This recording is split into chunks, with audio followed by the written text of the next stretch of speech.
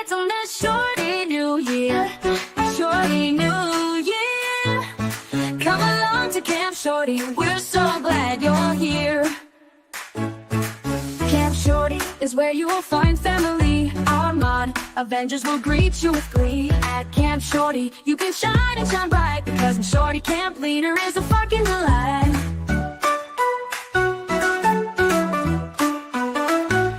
It's on this shorty new year, shorty new year.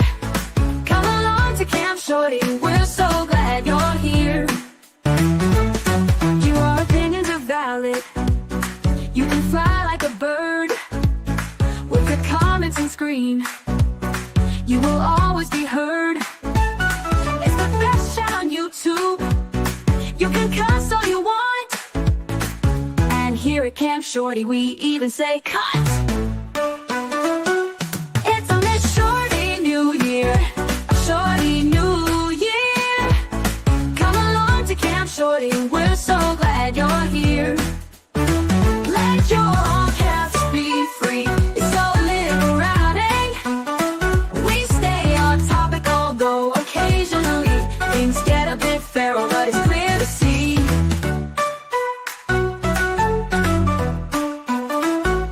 It's a lit shorty new year, a shorty new year. Come along to Camp Shorty, we're so glad you're here. Camp Shorty is where you will find family. Our mod Avengers will greet you with glee. At Camp Shorty, you can shine and shine bright, because the Shorty Camp Leader is a fucking delight. It's on this shorty new year, a shorty new year. Come along to Camp Shorty, we're so glad you're here. Hey, shorties. Hello, hello. Good to yikes, sorry, the Blair Witch of it all. Good to see you.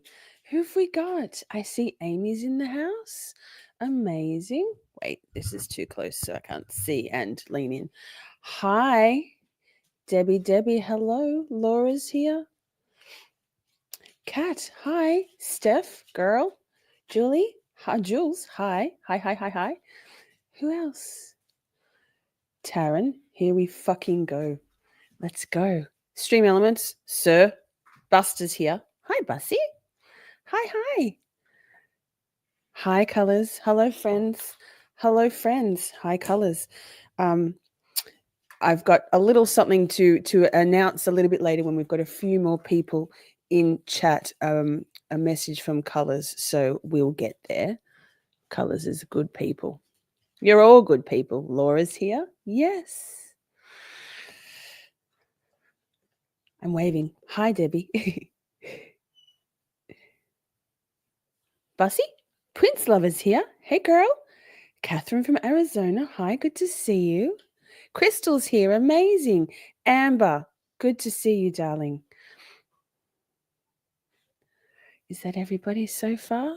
Ashley, Melbourne. Sir, how are you? Oh, Sav. Hi, girl. Good to see you. Thank you for bringing your friend Rita, Ms. Rita, into our community yesterday. Love that for us. Joseph's out of the gate. Boom. Flicking them out. Love you, Joey. Thank you so much. Welcome, new members.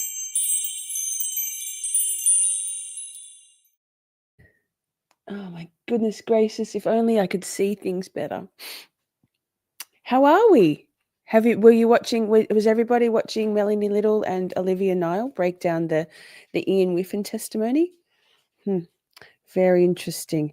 Ava's mom, stop it. Ava's mom's on time. This deserves a round of applause, which is probably going to be looped. Yes, I remembered to check first. Amazing. Ava's mom's here. No 2x speed for you today, darling. I'm proud of you. I'm so proud of you. Yes, it was interesting, wasn't it? It was interesting. Joseph is the high roller with the $5. Yes. Well, actually, it was a little bit more than $5 when he does 5 memberships.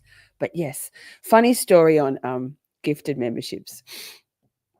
I'm sure we've all experienced being gifted a membership in it for a channel that we don't necessarily really watch. Poppy's licking me because I just put moisturizer on my arms, and it's disgusting to lick the moisturizer off.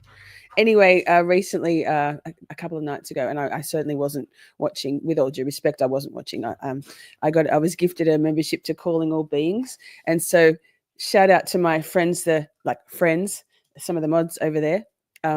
Would have been like, oh my God, she's watching. I wasn't. I watched Grace from Dream Feed Media because always going to support Grace wherever she is and whatever she's doing. And that's about all that I've watched of Calling All Beings of late. Not to throw any shade, it's just not enough time in my viewing hours. Because we're always streaming, aren't we, Poppy? Yes. So. Lovely. Okay, so what are we doing today? Thank you so much to Taryn and was it also Michelle? I think, yes. Sending me the Petty, Michelle, our girl Petty, sending me the link to one of the very first PreTrial Motions hearings in the Karen Reid trial, or the precursor to Karen Reid V1. It is Miss Mandy. Hi, Mandy. Good to see you. So I hadn't been able to. Oh, I didn't look very hard. I hadn't been able to find the hearing, which is from back in July of 2023. Not even last year now, but the year before, where the very early stages where the defense were trying to have Bev recuse herself. Well, spoiler alert, she didn't. And if you don't know that, wow, you've got some learning to do. As in, we've got a lot to teach you if you're new to the Karen Reid Officer John O'Keefe trial, well, the murder of Officer John O'Keefe. So, yes, Stream Elements is killing it with the prompts. That's Miss Mandy. Go and give her a subscribe. A gorgeous woman, inside and out, and a rising seas lift all ships. Absolutely. So I trust my beautiful friends and their research assistant and production assistant qualities, but I haven't watched it. So, and I didn't even see it at the time. So you're just going to have to walk and talk with me, shorties. I'll work out how to present the screen, and we'll go from there. I think I can do this. You're making yourself a shirt. Yeah, production assistant, research assistant, same. Sorry, if you know, you know. Hilarious. Thank you all for being here. Have you hit the thumbs up? Thank you, Tracy. Thank you so much. Yes, that. I'm waiting for Rachel to get here so that we can have our ratio statistician on board. I've also got 5 more memberships to gift out today. So thanks, YouTube, for giving us creators 10 memberships a month to gift out. We'll be doing that sometime in this stream. There it is. Let me see. So this is not through Court TV or Law and Crime. It's through something. Cablecast? Yikes. Is there a full screen tab? So yeah, definitely walk and talk. I'll link this this thingo in the description box afterwards. This footage. I'll link it. Full stop. Also, I've now linked yesterday or last night's live stream Karma, the unraveling. I've dropped in those links for the 2 videos we watched in that one into the description box. So if you'd like to go back and watch that very powerful Manifest Your Dreams video about karma, minus my rabbiting on, that's there for you. Okay. Cool.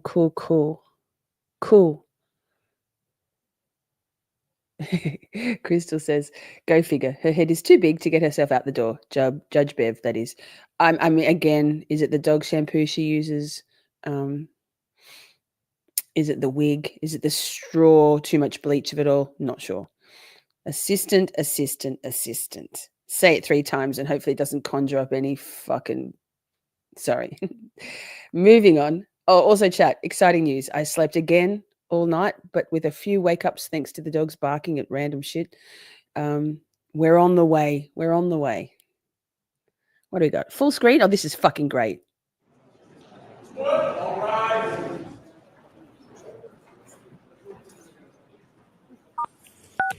You are unmuted. Hear ye, hear ye, hear ye.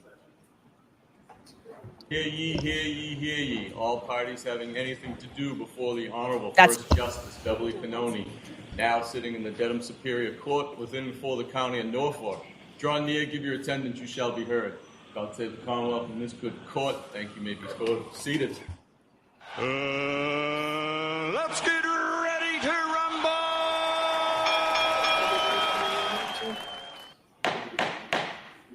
All the sound effects. I've also got this one, thanks to Taryn. Bring my boy Billy Tibbet. Please turn off. Wait, what was that? Hold that thought. How do we skip back in this? I hope Jay doesn't. Oh my God, Jay doesn't work. Ready. First matter is the Robert Berry case, 18244. It's with Mr. Lally and Mr. Can't hear Jim. Mr. Gofflin, you can stay there. Please turn off your microphone. It's not open yet. Oh, maybe they were on break. Mr. Clerk, can I think maybe Jim, what's on his face for starters? Jim, sir, it's come to our attention that you have a propensity for whipping your dick out while you're pissed. Your dick out in the streets after hitting people. So it's bold of him to be so rude. Yay, that's great. Tongue twister. It's the duck shampoo. I love it. Hey, Margaret, good to see you. Hi. Left arrow button. Where's the arrow button? Jesus. Oh, sorry, Mandy. Of anyone, I shouldn't say that to you. Apologies. Or to a full stop. I should not blaspheme. I don't know. We'll see. You know, I'll slide it all the way back to the start. I've just. Oh, YouTube and the J and the L. I love you, but I will try. We'll try. you mute everybody? I didn't. I'm muting myself. Jim is. Counsel? Adam Lally for the Commonwealth. Good afternoon. Good afternoon, Mr. Lally. Crystal, yes. Good afternoon, Mr. Riley. So this is on. Yes, Your Honor. Last time we were before the God, this sounds terrible. That's okay. So this hearing was on the 25th of July. Did I say that? 2023. court, we had discussed a possible resolution also, as well as. And if you notice, Bev's hair is a lot less straw colored. So I think sometime between this hearing and more recent hearings, she decided to I want to be blonde like my beautiful light spirit and soul, as light as the lightness of my no corruption. And all she got was straw hair that makes us wonder. Some next possible trial dates. We discussed an August 7th date and a November 7th date. Yes. We checked with each of the respective witnesses, and there is one necessary police witness, the constructionist, to be specific, who Sound is unfortunately terrible. suffered from a recent medical episode and will not be available for that August 7th date. Okay. I did speak 10 with seconds, Ash. Counsel Mr. Reddington's office in regard to that 11/7 date, and I believe Reddington unavailable today? he is currently on trial in the Fall River Superior Court. But I did speak with his office and indicated to them that I would be expressing to the court. Apparently, Crystal, in a, no surprise at all, inebriated state, highly inebriated state, Jim hit an elderly woman with his vehicle. She was injured to the point that for the next 4 years of her life, she was miserable and in a lot of pain because of her injuries. But after he struck her vehicle, his vehicle struck her, by all accounts. He jumped out of the car, whipped his dick out, and to use an Australian turn of phrase, hung a piss in the street. Delightful. So Bev took him under his wing because she loves those kind of character-filled folk, obviously. Him and Lally, top blokes.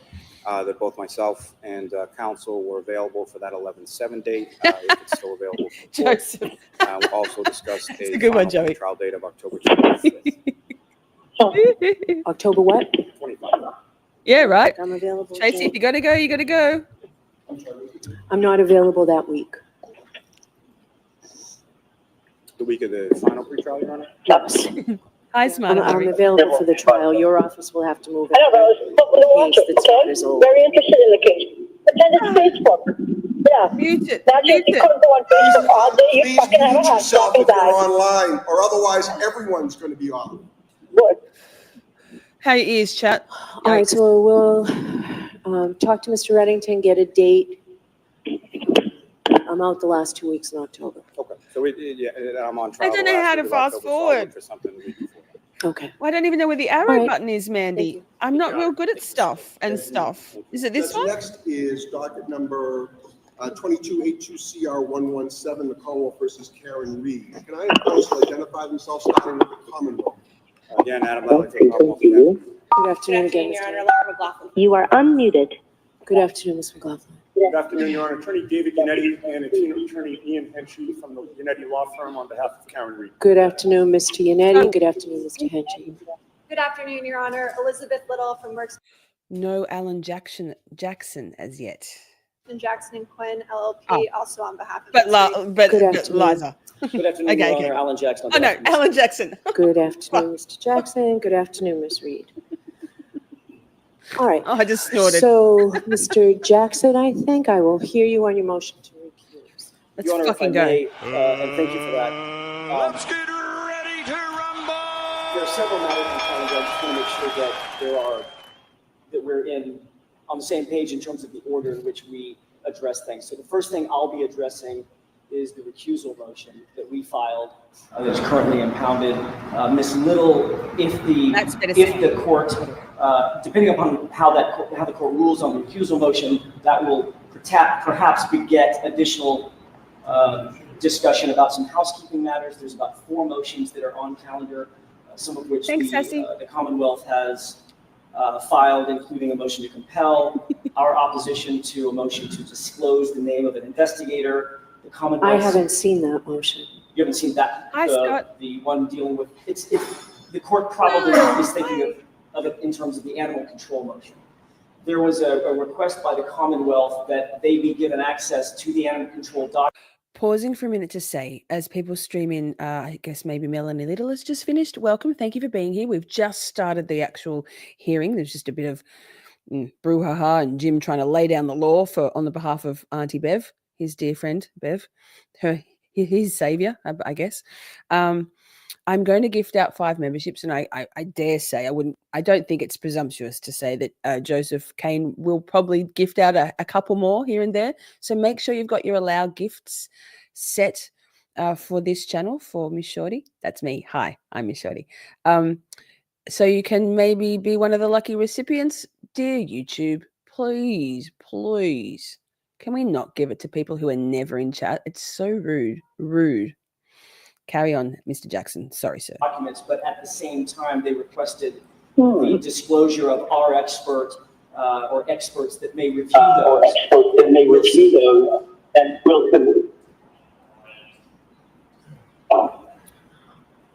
All right, I will.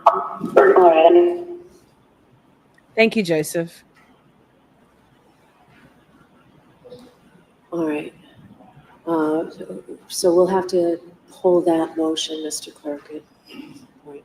What are the others new that you members think from are on Joseph. the Thank you, calendar for Joseph. today? I think the court will probably want to address the Commonwealth's motion for timely protocol, which was advanced. Sassy bartender, yay! So that, I think, 2 days ago. Hi, Shelley. But Yeah, it may have been yesterday. But I think what happened with that is Ms. Little had filed a privilege log. So That's she had correct. filed a privilege log, and It makes it moot. yeah, so Right. with that, we're ready to move forward with the protocol. So Okay. that doesn't need to be heard, and I'm not sure your other one does, but I'll have Mr. Clerk pull it. What else do you think should be heard today? The only other thing is the Commonwealth's request for a gag order. Yeah, so I think there's really just 2 motions on. So Right. I'll address go ahead, Mr. Jackson. with the court's permission, I'll address the recusal motion issue, and Mr. Yannetti, my colleague, will address the gag order motion. Okay, go ahead. Your Honor, to set a baseline for a discussion about a motion of this nature, I think we had to go back to some predicate rules in court and predicate rules in the justice system. The cornerstone of a just and an equitable. Sorry, just saying hi to a few more people coming in. Just dropped a bunch of there's plenty more than what I could add there into the chat of the members only emotes.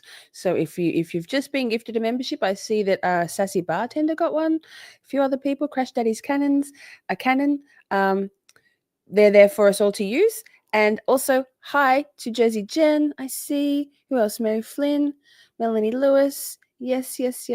I'm sorry if I missed saying hi to anyone, but hi, welcome. Let's keep going. Let's see what this is the only motion, as I understand it, that on which Bev ruled from the bench and didn't take it under advisement. System lies in the belief that every single individual that appears before the court has the same right to a fair trial. Chief among those rights enshrined in the Constitution here in Massachusetts and the Constitution in the United States is the impartiality and the neutrality of the judiciary. That's why we're here today. Hi, Pia. Anything less than that, and the system is rendered completely iniquitous. It's morally broken. But fairness and impartiality by the court is not enough. In other words, the court can't simply aver that it's fair, that it's unbiased after doing some soul searching. That simply won't do under the current law in Massachusetts and the current law in the United States. For a motion of this sort, it's not our burden to establish that this court is actually biased or actually partial in some way, and we are not making that argument. I want to be very clear about that. Rather, the Code of Judicial Ethics mandates disqualification of any jurist in any proceeding in which either the judge cannot be impartial or the judge's impartiality might reasonably be questioned by a member of the public. In other words, or in the words of the appeals court, quote,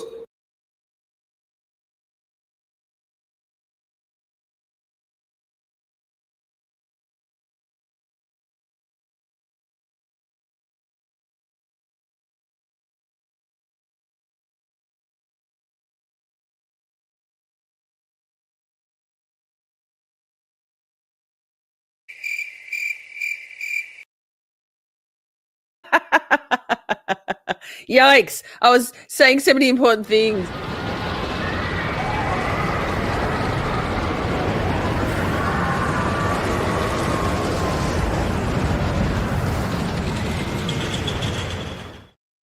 How good is it having Taryn backstage to like, fuck, shorty. Anyway, what was I saying? If you're on Replay Crew, hi, thank you. We are professionals here. And you'd like to watch the live chat replay on your handheld device, like your mobile phone or your iPad or something, your tablet, it's easy. All you need to do is on the comments section, rather than going into the comments, just slide left on the comment tab and it will give you the option to for live chat instead. So that, and lurkers, hi, thanks. Feel free to subscribe. It's free. It's not that terrifying. You can always unsubscribe later. Our chat is the best chat on YouTube. So many informed people, so much fun, love and care. We hardly ever go off topic, so that, and I never mute myself. We're often running chat. Actual impartiality alone is not enough. Our decisions and those of the Supreme Judicial Court have commented often and in a variety of contexts on the importance of maintaining not only fairness, but also the appearance of fairness in every judicial proceeding. Wait. And it's that latter point, or that latter... Sorry, God, we'll get some continuity in a minute, but I did while I was busy muting myself, and fuck. Wait, but thank you so much, Sassy. That's really kind of you. Welcome, new shorties. Thank you, thank you.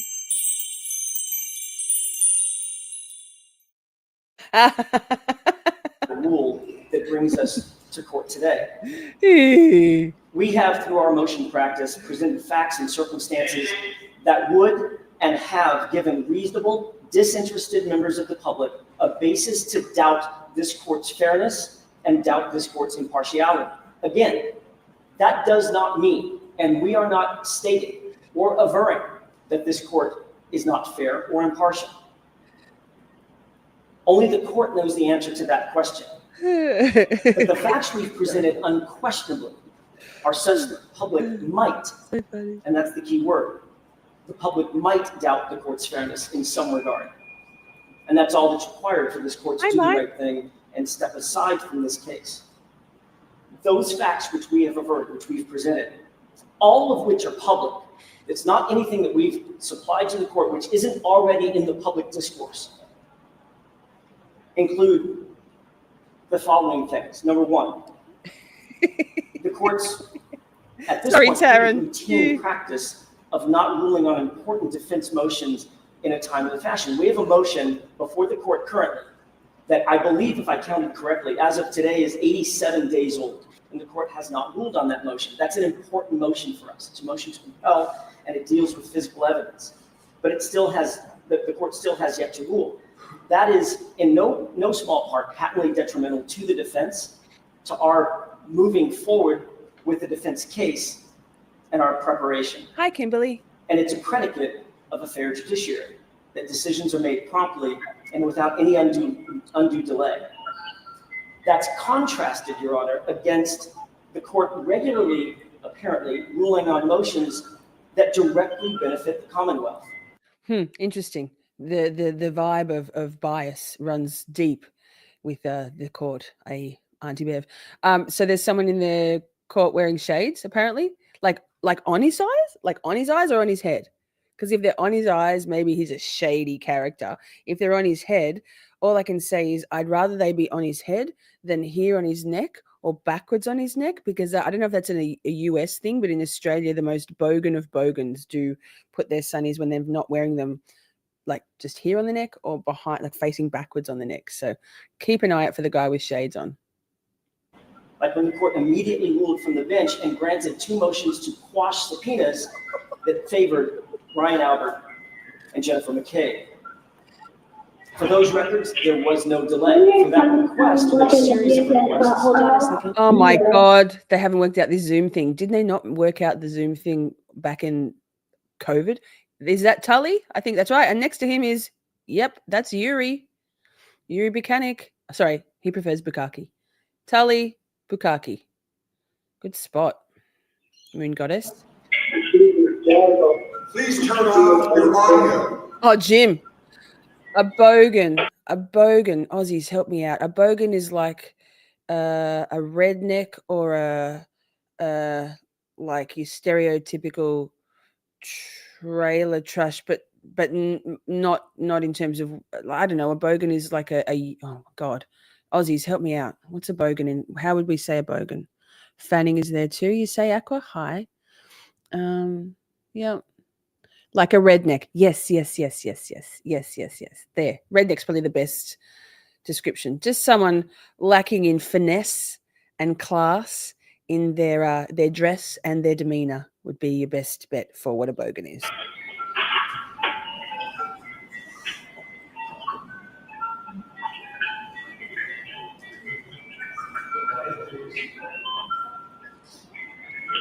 All of the above. Hillbilly, swamp dog, yes. Go ahead, Mrs. Jackson. Best laid plans, right?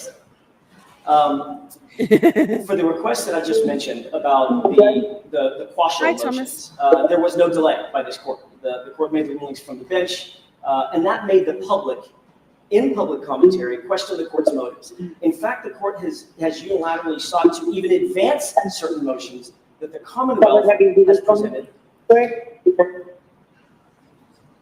The opposite of AJ, yes, Tracy. May I? Try again. Sure. The court has... Look at Bev's side eye. She's looking at Jim going, Jim, you have one job. Sir, did I hire you for any other reason other than to make sure you got out of trouble with the law? Also, Crystal, I believe he had his charges quashed, whatever they were, for that hit and run. It's not on his record, is my understanding. Jim. Unilaterally sought to advance motions that have been advanced by the Commonwealth while still not ruling on motions that we've had before the bench for not just days or weeks, but now months. And it's the disparity in that treatment. Look, I don't disregard the fact that the court is a very busy court, that the court is a supervising court. The court has a lot of balls in the air. It's the disparity between the court's rulings in terms of the Commonwealth's motions and the defense motions that I think give the public pause, and that's where we need to start our analysis. Number two, the court seems to have Hi, deviated from buddy. the normal course of procedure, in this case, in order to specifically stay on the Karen Reed case. And the court only made that known, or at least known to us, to the defense, after the Commonwealth filed a request to gag the defense. The optic is that the court had or has a personal interest in ruling on that particular gag motion, which is on calendar today, and wants to keep control over this case. That move has also prompted the public to raise questions about the court's fairness. Why is that happening? And it has eroded public confidence in the system, at least insofar as this case is concerned. Number three, the court outright denied Ms. Reed a full and fair opportunity to be heard, if the court recalls, the last time we were here on a critical Rule 17 motion. And that motion was from records, importantly, from the very same family that now claims to have a personal interest and a personal relationship with this court. Troublesome allegations, troublesome claims by the family at the very least. And that brings me to the final point and dovetails into that final point.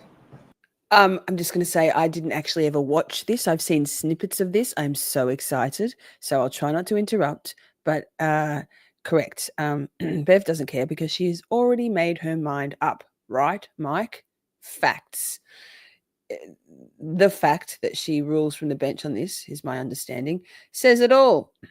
Everything else took under advisement. She's just going to say a hard no. Hard no. I'm in for this trial. For whatever reason. Personal interest? Being told by the higher-ups that she will be on the bench for this trial? Who knows? Sean McCabe, a member of the McCabe family and a brother-in-law of Jennifer McCabe, whom we have argued in this court, should have at least been a suspect or a You're going to subject. show that this way, Ms. Little. Why don't you show it to me? Thank you. 100% smart, Sean Harry. McCabe made a claim to a reporter in public, claiming to have a personal relationship with this court. The chalk. And he tried to prove it by citing to the fact that Sean McCabe knows personal information about the judge, which is extremely troubling. About a beach home, not just the fact that the court may own one, but exactly where it is. His words were, after receiving Sean McCabe's words were, after receiving a question from the reporter, do you really have a line to Judge Cannone? His answer was, Auntie Bev, and I mean no disrespect, I'm quoting, Auntie Bev, whose seaside cottage do you think we're going to bury your corpse under? Extremely troublesome dialogue, but it's not just the threat that's inherent in the dialogue. That's on one level. It's the fact that this person claimed to know that this court may own a beachside cottage somewhere. Hi, Britt. Good to see you. Your Honor, I will say I've appeared before hundreds. At this point, I'm getting old. I may have appeared before thousands of judges in my nearly 30-year career. I've never, ever known where a single one of them has ever lived or property that they may or may not have owned. But Sean McCabe appears to know, and he appears to intimate that he knows the details of this court's personal life. And it was his family that benefited by the cancellation of the evidentiary hearing, and it was his family that benefited from the court's quashal of our subpoenas.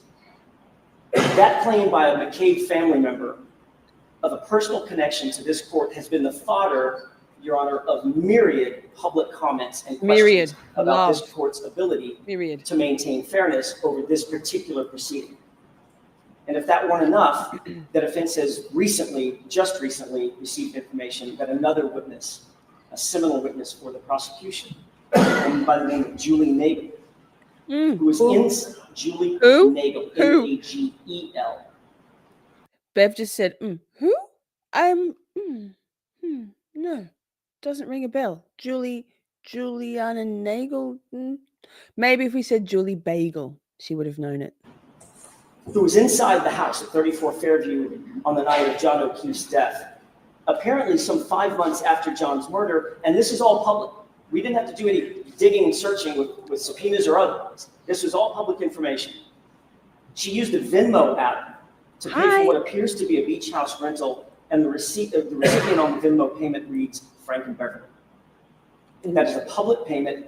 It was there for all the world to see, And as soon as a reporter picked up on that, which is how Pausing for a moment. Chalks as CHAULKS. They're those big boards, or it could be a whiteboard or any big board used for demonstrative purposes in court.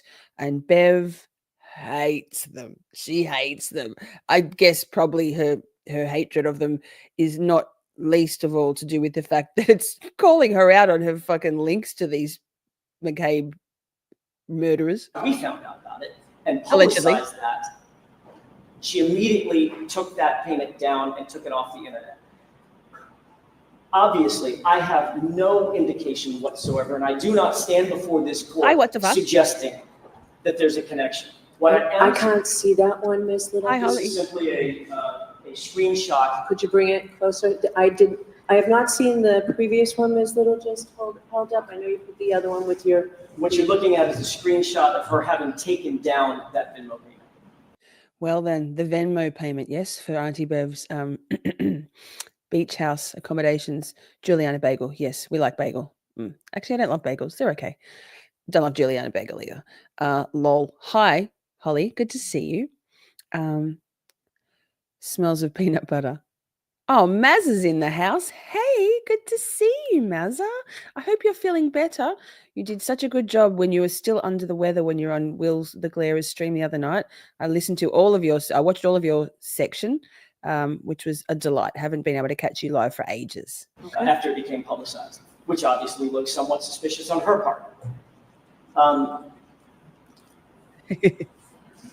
These are all instances that have been the subject of public discourse, not just the defense team sitting in a room pontificating. Every single one of these instances has been something that has been in the public discourse.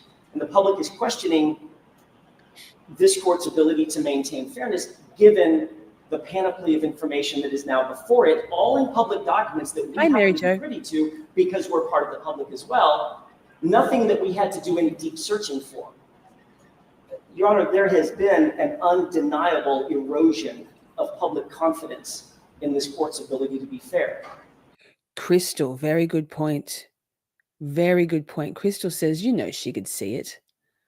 She just didn't want the cameras to see it. Good point, Crystal. Too late, Bev. Too late. It's on the tubes. Actually, this isn't on the tubes, but too late, Bev. Sorry, not sorry. But let me be very, very clear. The decision to recuse or disqualify a court due to the appearance of impartiality is not an indictment of this court's competence or integrity. It is not an indictment of this court's character. Nowhere close, and we do not aver that at all. Rather, the decision should be an expression of the unwavering commitment that this court has to justice, to fairness, to the rule of law. Better, Mazza. That's all. By taking this principled stance, the court will be safeguarding the core tenets of our justice system. Crystal, are you on Twitter? If you're on the Twitter, anyway, I'll share it in the Discord. It's everywhere. Not that we're creeping on Will, but people paid good money for that, and sharing is caring, right? So next up, we want to see Mazza take his shirt off, right? Impartiality is not enough to deny this motion. If there's even an appearance of partiality, this court, according to the law and to the rules of judicial ethics, must grant this motion and disqualify herself. We simply ask the court not to let this perception cast a dark shadow on the scales of justice and over Karen Reed's right to a fair trial. I'll sit there. Okay. Does the Commonwealth want to be heard? Just briefly, Your Honor. Oh, God, sorry, trigger warning, Lally. LA, hi, initial twin. Yes, 25th of July, 2023, this hearing. And I don't think it's on the YouTubes. This is a cable cast stream. Again, just briefly, as far as this court's impartiality, I personally do not, nor have I ever even had a question in my mind as far as the court's ability to remain fair and impartial in this or any other case. It's everywhere, Crystal, everywhere. I don't think they can hear you. I so apologize. No, I saw your client and I interrupted Mr. Lally. Is it possible that he could? Oh, for fuck's sake, Bev. Hi, Luna from Sweden, right? Sweden? Good to see you. Thanks for joining. Address the court from the podium. Yes.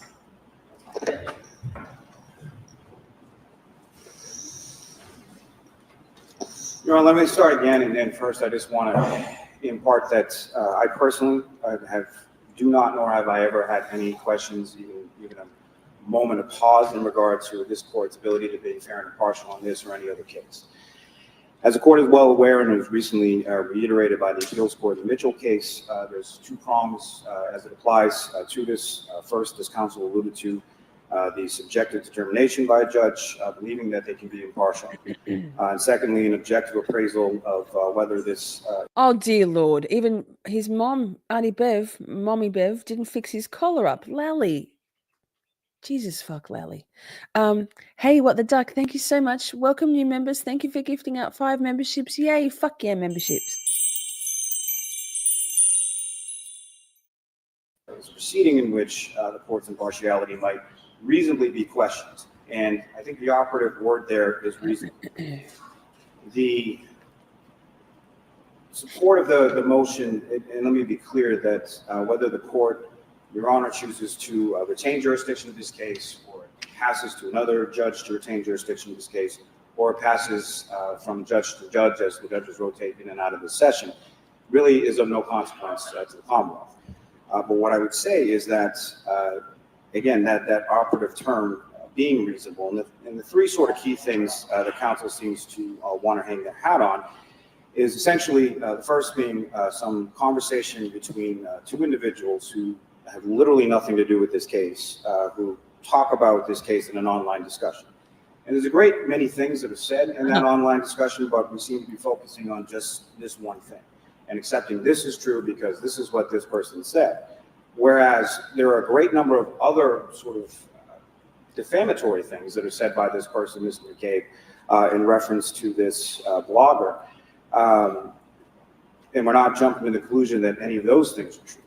I don't know whether they are or they aren't, but I'm just saying that we're focusing in on this one particular thing. From that attachment the council filed as far as that conversation, which is appeared to be a true and accurate copy of that conversation. So Lally's word salad, bear with us, chat. I don't even think I can change the speed on this. So we are stuck with Lally gagging. Also, look how beautiful Liza Little is there in the background. She looks so much like my late sister-in-law, so much, hauntingly. But it's not appeared to be a complete transaction of that conversation. But from what's attached, direct the court's attention to page 6, in which Mr. McCabe intimates in there that he doesn't really know anything about the case. Community service provided to you right now by Kimberly Maguire. The timestamp on Will's stream for the shirt off is 10:10, and I think that's very fitting. Mwah! Chef's kiss, Will, the glarer. 10:10, 10:10. Not even thirsty, just appreciative.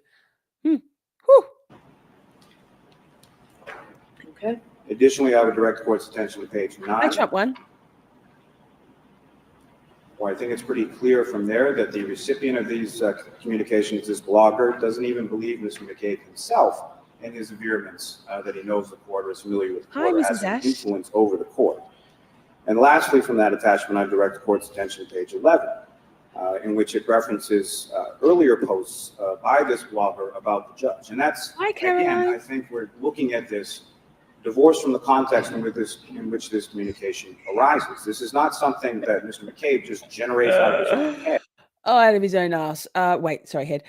Laura says, every time Lally says, I'll be brief, I die a little inside because I know whatever drivel he's about to spew is going to be anything but brief and so hard to follow. It makes you appreciate articulate, succinct, charismatic, engaging attorneys all the more. Like Bev's not even looking. She's like, ugh. I'll keep pausing it throughout Lally's stuff because we need breaks from him. Ugh. As far as, along with a litany of other assertions that he makes in reference to this blogger, but it comes from prior posts and prior communications that were expressed by this blogger of already intimating impartiality by the court, just in reference to adverse rulings, which brings me to my second sort of underpinning of this motion being that the court has, I guess, adversely ruled or denied motions that were filed by the defendant. I don't really. Scott says, warning, trigger warning, lally-splaining can lead to disorientation and hallucinations. Do not drive or operate heavy equipment after exposure. And I think that probably is particularly pertinent for Jim, court clerk, but also this.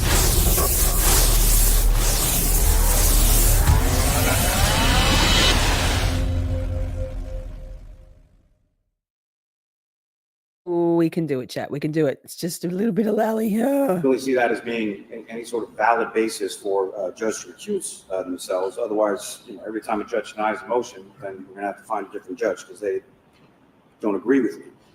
And in particular, they're pointing to a motion which had absolutely no basis in the rules of criminal procedure whatsoever as far as having an evidentiary hearing on a Rule 17 motion.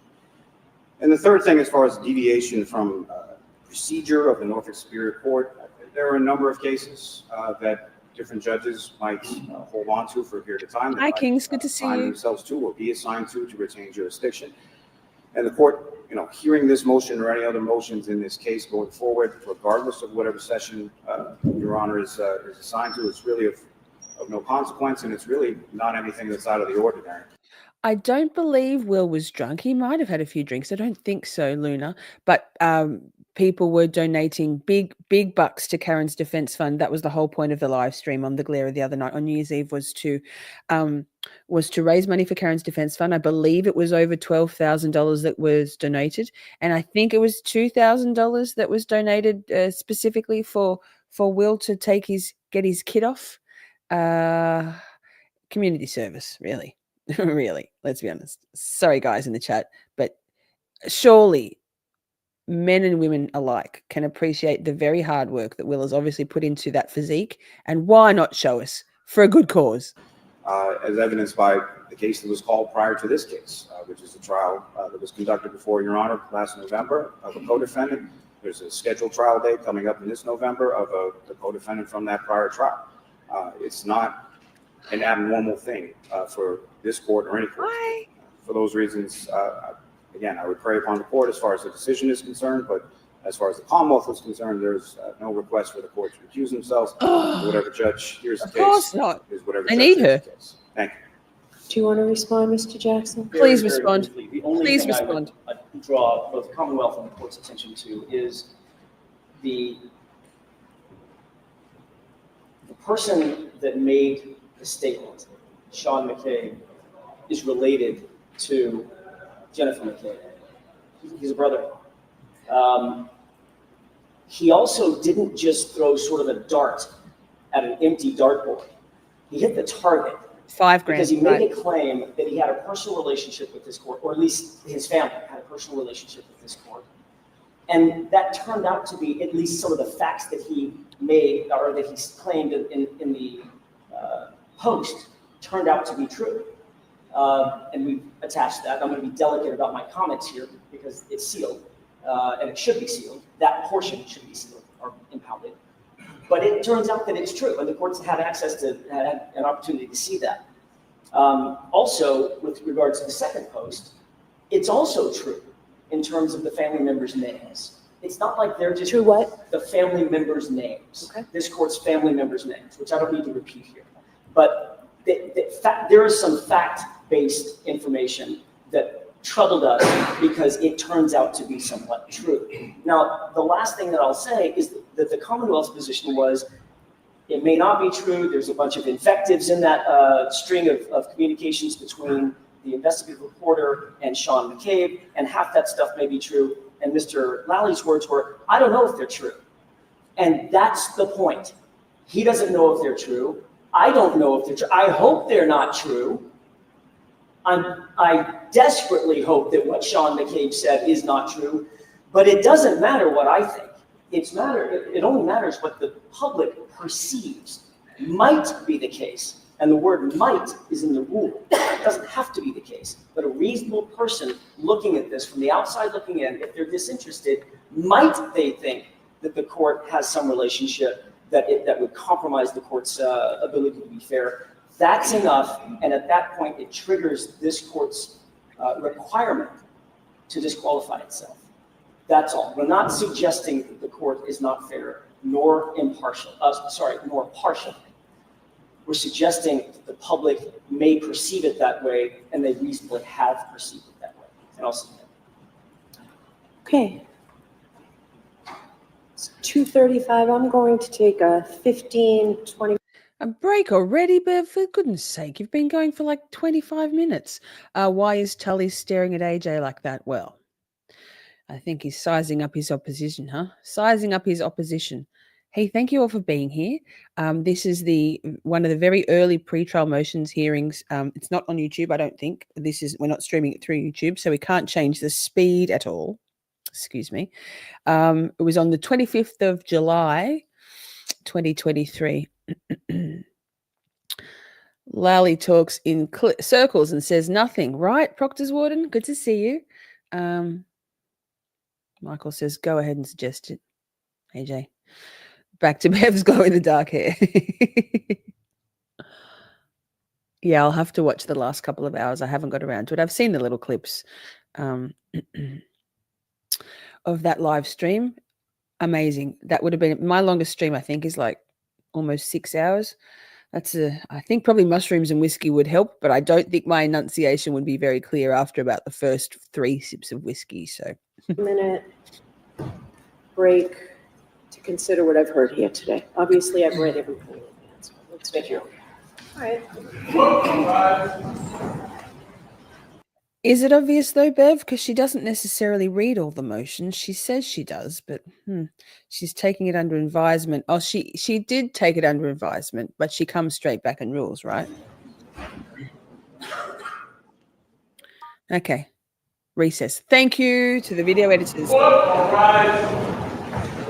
What's on Jim's face? Put your phone down, Jim. You are unmuted. That wasn't me. Thank you. You see the closing session.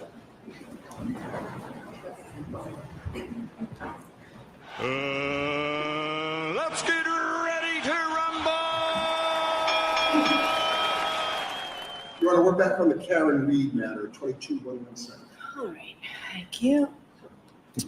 So I appreciate the arguments of counsel. I've considered those arguments. I've considered the pleadings, the motion, the attached affidavits, the big pack of attachments to the motions. I've considered those placards that were shown here today. A couple of them I hadn't seen before. So the defendant raises 4 discussion points in their motion. There's some claim delay in my rendering decisions. There's dissatisfaction with adverse rulings and alleged impropriety of retaining jurisdiction. But notably, there's some allegation that I have. She's very breathless. One would assume that level of breathlessness is a little bit of apprehension for delivering her decision on that motion. Have some relationship with a man named Sean McCabe, and that therefore I have a connection to this case, and therefore I have a bias in favor of the Commonwealth. Yes, That simply is not the truth. I can assure all parties that I don't know Sean McCabe. As far as I know, I have never spoken to him or had any contact with him. She said she doesn't know them. Free my boy Billy Kevin. No.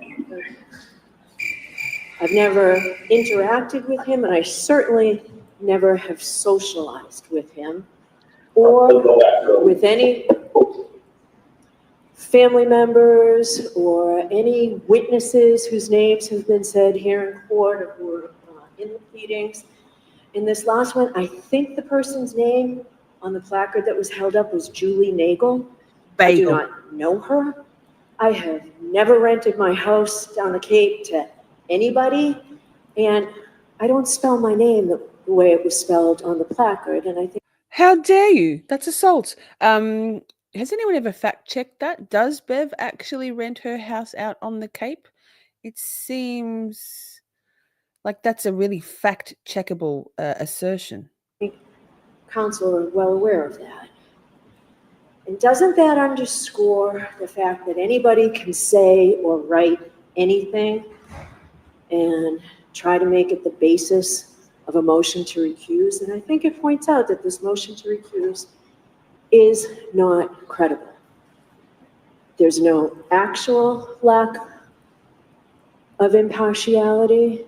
There is no reasonable or credible appearance of lack of impartiality. And I want to make it very clear that I reject the notion that untrue and unsubstantiated rumors spread on the internet can force a judge to recuse herself from a case. Simply because someone plays with my name or gives credence to those who do. By holding up a placard, you can't create a reasonable and credible appearance of lack of impartiality. I'm sure council's aware that prior to me becoming a judge, I spent my entire professional career representing criminal defendants in very serious. Bev's big mad. Bev is big mad. Members, drop her big mad emote in the chat. Cases in the courts of Massachusetts. I know full well the importance of a fair and impartial judge. The Massachusetts Declaration of Rights makes sure that every citizen who appears before the court has a fair and impartial judge. And I know full well how to follow my oath and comply with my ethical obligations. All 4 points raised in the defendant's motion are without merit. Your motion is denied. I will have written findings by the end of today summarizing what I've said here. And I will give you, Mr. Jackson, whatever time you need to appeal this decision. How much time do you think you need? We'll appeal it right now. Yes.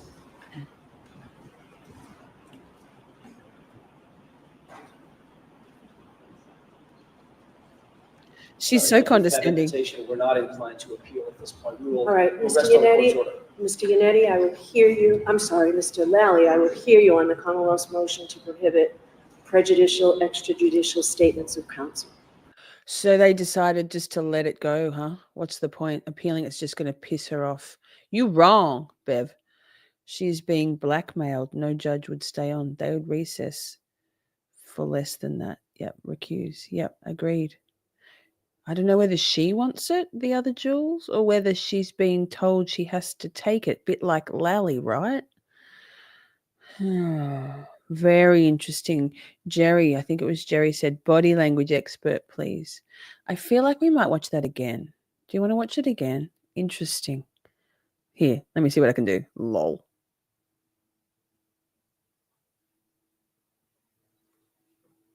Because someone plays with my name, and I don't spell my name the way it was spelled on the placard, and I think placard. Council. God damn it! Sorry, chat. I'm just a new YouTuber. I'm new to all this stuff. Unmuted. Okay, wait. I went too fast. See? Oh, did you see that smile? Oh, bless. To the motions, I've considered those placards that were shown here today. Placard. A couple of them I hadn't seen before. So the defendant raises 4 discussion points in their motion. There's some claim delay in my rendering decisions. There's dissatisfaction with adverse rulings and alleged impropriety of retaining jurisdiction. But notably, there's some allegation that I have some relationship with a man named Sean McCabe. and that therefore I have a connection to this case, and therefore I have a bias in favor of the Commonwealth. Yeah. That simply is not the truth. I can assure all parties that I don't know Sean McCabe. As far as I know, I have never spoken to him or had any contact with him. She said she doesn't know them. No. I've never interacted with him, and I certainly never have socialized with him or with any family members or any witnesses whose names have been said here in court or who were in the pleadings. In this last one, I think the person's name on the placard that was held up was Julie Nagel. I do not know her. I have never rented my house down the Cape to anybody, and I don't spell my name the way it was spelled on the placard, and I think council are well aware of that. And doesn't that underscore the fact that anybody can say or write anything and try to make it the basis of a motion to recuse? And I think it points out that this motion to recuse is not credible. There's no actual lack of impartiality. There is no reasonable or credible appearance of lack of impartiality. And I want to make it very clear that I reject the notion that untrue and unsubstantiated rumors spread on the internet can force a judge to recuse herself from a case. Simply because someone plays with my name or gives credence to those who do by holding up a placard. I'm going to pause it there. I'm pretty sure, chat, maybe I'm a bit behind in chat, but Smarter Hari, who first referred to her as Auntie Bev, please? I believe that Sean McCabe sent Aiden Turtleboy a text, and he said, Aiden might have said, do you really know Beverly Cannone? And I think Sean McCabe may well have said, oh, you mean Auntie Bev? I'm pretty sure. Am I right, chat? Am I right? Correct me if I'm wrong. You can't create a reasonable, incredible appearance of lack of impartiality. I'm sure council's aware that prior to me becoming a judge, I spent my entire professional career representing criminal defendants in very serious cases in the courts of Massachusetts. I know full well the importance of a fair and impartial judge. The Massachusetts Declaration of Rights makes sure that every citizen who appears before the court has a fair and impartial judge. And I know full well how to follow my oath and comply with my ethical obligations. All 4 points raised in the defendant's motion are without merit. Your motion is denied. I will have written findings by the end of today summarizing what I've said here. And I will give you, Mr. Jackson, whatever time you need to appeal this decision. How much time do you think you need? May I just one more? Yes.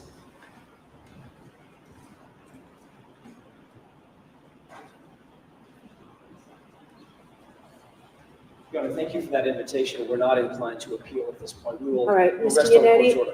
Mr. Yannetti, I will hear you. I'm sorry, Mr. Lally, I will hear you on the Commonwealth's God. motion to prohibit prejudicial extrajudicial statements of counsel. Thank you.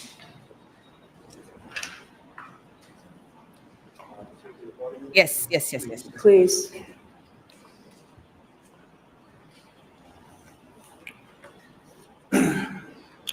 Trigger warning. Your Honor, the Commonwealth would request that its motion to prohibit prejudicial, Right, Avis Ron? extrajudicial statements of counsel in compliance with Massachusetts Rules of Professional Conduct 3.6A be allowed. I We first start by saying I'm pausing already for Lally because Proctor's Warden, I believe it was her brother, Bev's brother, who defended Chris Albert. Chat, am I right? She knows too much about Diddy. I mean, yikes. She even looks like she's lying. Dirty Bev. Oh my goodness, Dirty Bev's in the chat. Oh, they raised a slight bit over 20,000 according to CPU. 5,000 for Turtle Boy. Okay, that's good. Okay, thank you for that. A lot of money. Amazing what we can do when we come together. On that note, while we're paused, while I've got you all here, if I've been running my own little fundraiser for Karen's Defense Fund for about 4 months now. If you would like one of these free Karen Read stickers, there's still about 100 left of them. All you need to do, if you made a donation on that night, here we go. If you made a donation on that night and you've got a screenshot of it, send me a copy of your screenshot and your postal address to either my email, which is all one word, it's missshorty@gmail.com, or any of the socials, DM me, and I'll get one of my helpers in the States to send you out one. Or if you'd like to make a donation since, like now, same. Help a sister out, help a shorty out. We got, it comes with a thank you card with my autograph on there, lol, and pink envelope. It's all super cute. So that's my own little fundraiser. We've raised about 2,400 for Karen. It's taken a little while longer than I thought, though. Somewhat surprised that there's even an opposition to this, as essentially what the Commonwealth's motion is requesting is that counsel comport their behavior to the rules of professional conduct in the state of Massachusetts. I think there's a large misconstruction of what the Commonwealth's motion is requesting the court to order counsel to do. Essentially, there is no proposed impingement on the media in this motion whatsoever. There is no proposed restraint or prohibition or impingement on the defendant, Ms. Reed, any conversations she wishes to have with the media.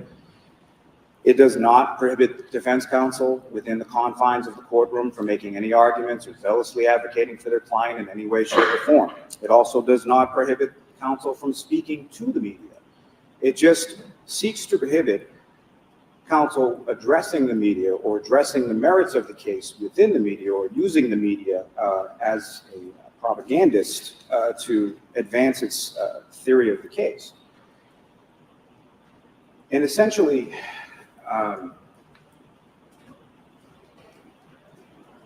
I think Mick, the Supreme Court. Thank you so much, Mick. I was scrolling through the chat and I almost missed it. Welcome, new shorties. Thank you so much for gifting out 10 memberships, Mick. That's really kind of you. Thank you.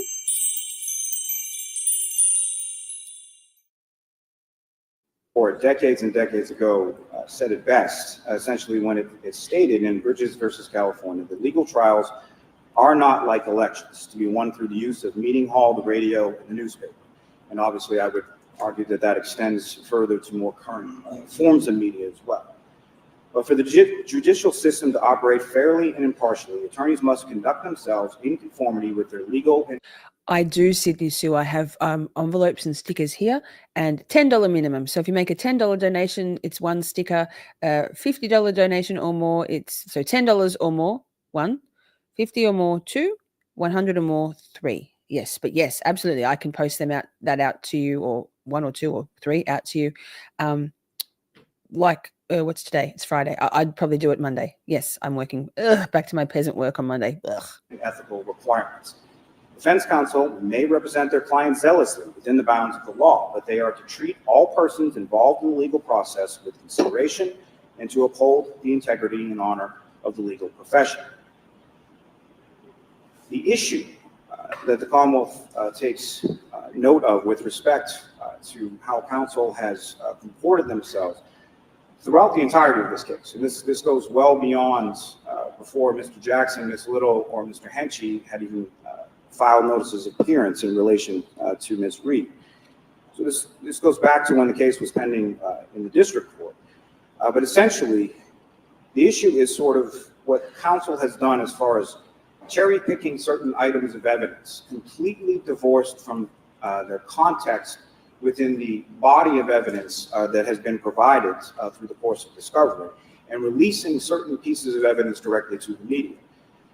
The filing of motions has been done directly to the media prior to any of those motions being sent to the Commonwealth. Do you have proof of that, Mr. Lally? Do you have proof of The that, Mr. proof that I Lally? would submit is that No, he doesn't. what He I can doesn't. say as an officer of the court is that the Rule 17 motions that were just discussed previously in relation to animal control records and in Thanks, relation Joseph. to Love cell you. phones. The first that I received those motions were from the press liaison from our office prior to receiving any email from either of the four counsel for Ms. Reed and prior to being CC'd on the email in which they were filed with the court.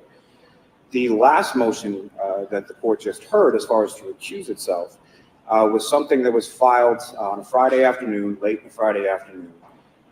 It was discussed on a YouTube blog over that course of that impending weekend. It wasn't docketed with the court until that following week. Good one. That Monday or Tuesday, and then, as the court is well aware, was then subject to impoundment. And the issue that I have with this, Your Honor, is that these motions, which contain sort of their facts or rank speculation as to what occurred in this particular case, Chat is Bay, Piney. not only Chat is includes Bay. those, but it includes, in specific reference to the Rule 17, references to certain witnesses, defamations of certain witnesses, as far as their personal identifying information, which I covered in a prior court date in relation to their names, their date of birth, their address, their phone numbers, their social security numbers, identifies a juvenile witness in this case, released post-mortem photographs of the victim, Mr. O'Keefe, directly to the media. These are things that are within the possession of both Commonwealth and Defense Counsel. And I can say I have said nothing about this case publicly. What is he nor saying? will I, while it's a pending case, nor do I plan to after it's not a pending case. Lally, I can't follow you. You're just so hard to listen to. Sorry, chat. We've got to wade through it. These things were not released by my office to the media, and there's only one other source from which they could originate. The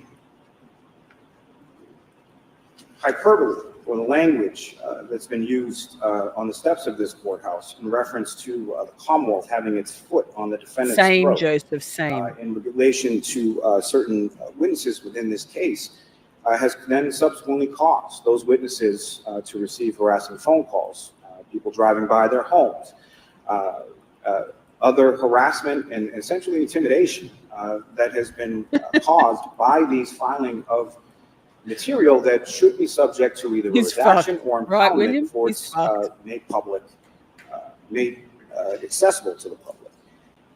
Again, a couple of things in the opposition that counsel filed that I would just address at this point, being that there.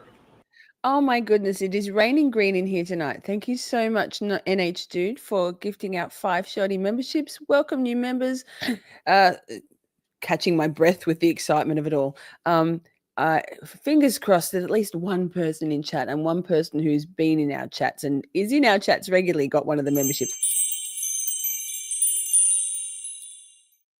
Fuck. I'll have a look in a second. I will have a look in a second. Fucking fuck. Sorry, it mutes me when it goes. Statements to the media are sort of purported to be reactionary as opposed to propagating some sort of. Yes, heaps of people in the chat. The two sort of instances that counsel references in the opposition are some statement that was made well back when the case was pending in district court by the commissioner of the Boston Police. Commissioner of the Boston Police and the Boston Police Department as a whole have nothing to do with this case. They have nothing to do with the investigation in this case. They have nothing to do with the prosecution in this case. The victim in this case, Mr. O'Keefe, was a Boston police officer, but essentially, whatever statements were made by this person have nothing to do with the Commonwealth as it relates to this particular case. And then there's some other statements attributed to press liaison from the district attorney's office, essentially upon receiving requests from the media, informing certain members of the media as far as a date, location, and time, and the subjects or the charges that were to be subject of an arraignment or subject of a conference or whatever. There he is, Mr. Turtle Boy, Dr. Turtle Boy. Apologies, sir.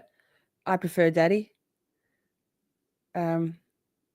just appreciation for Aiden and everything he's done for Karen and for our own awareness of all of this, right?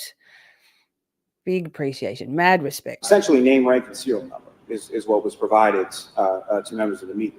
And that apparently then opens the floodgates as far as their reactionary statements and filings that they've made directly with the media while this case has been going on. The second piece is that it's talked about as far as concern or fear about prejudicing the prosecution. I'm not concerned about prejudicing the prosecution. Let me be clear about that. At some point in time, there's going to be a trial, and the jury is going to hear the entirety of the evidence and the entirety of the facts surrounding what happened in this case.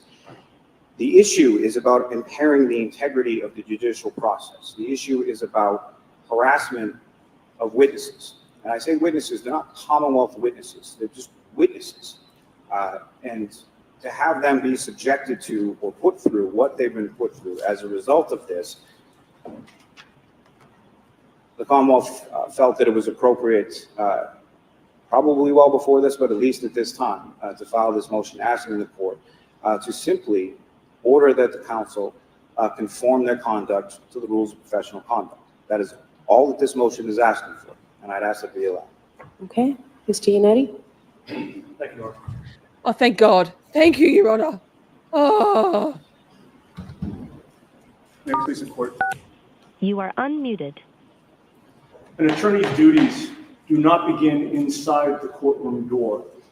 An attorney may take reasonable steps to defend a client's reputation and reduce the adverse consequences of an indictment, especially in the face of a prosecution deemed unjust or commenced with improper motives. Those are not my words, Your Honor.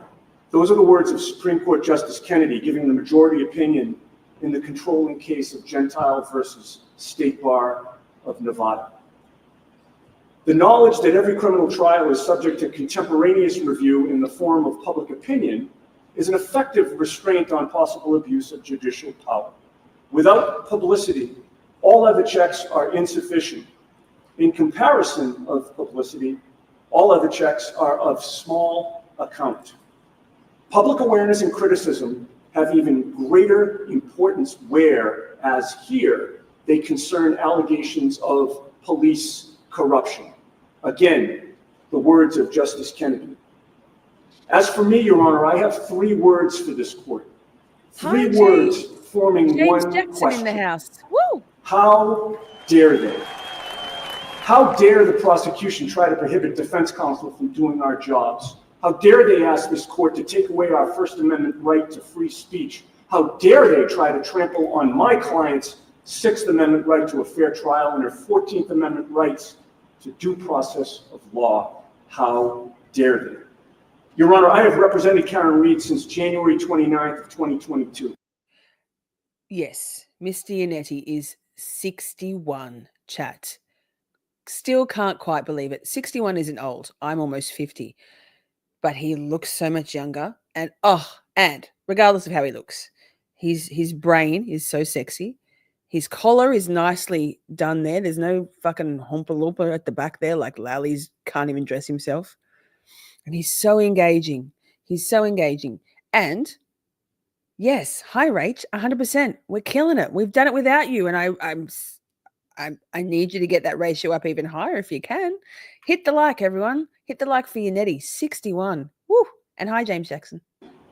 I was hired not long after she was released from the hospital under psychiatric observation because she was that shocked and that distraught after finding her boyfriend, John O'Keefe, lying hopelessly cold and bloody on Brian Albert's property. Woo! From the beginning, she has faced a prosecution team that did everything they could to poison the well of public opinion. Before she was initially arrested on manslaughter charges, I formally contacted the Massachusetts State Police in writing and promised that if they took out charges against her, my client would fully cooperate. I confirmed that I would walk her in and surrender her wherever they would like me to do so. And what did they do? They completely ignored that promise of cooperation, insisted on arresting her, so that they could parade her Almost, before James. the media. Almost. They got their perp walk, and the poisoning of the well began. And almost Absolutely. immediately thereafter, no less than Superintendent-in-Chief of the Boston Police Department, Gregory Long, came out immediately in public to declare that the state police and the Norfolk DA's office had arrested the person responsible for John's death. Superintendent Long did not caution that someone accused of a crime is innocent until proven guilty. He did not caution the public to keep an open mind. He did just the opposite. He announced in public for everyone to hear that in his opinion, Karen Reed was guilty, and let's pat the prosecution on the back. That statement was broadcast on almost every media outlet. It was posted to the Boston Police official Facebook account. It was posted to the Boston Police official Twitter account. It was posted to the Boston Police official website. Right from the start, the Boston Police announced that Karen Reed was guilty. Now, I ask you, Your Honor, where was Mr. Lally after that statement was made?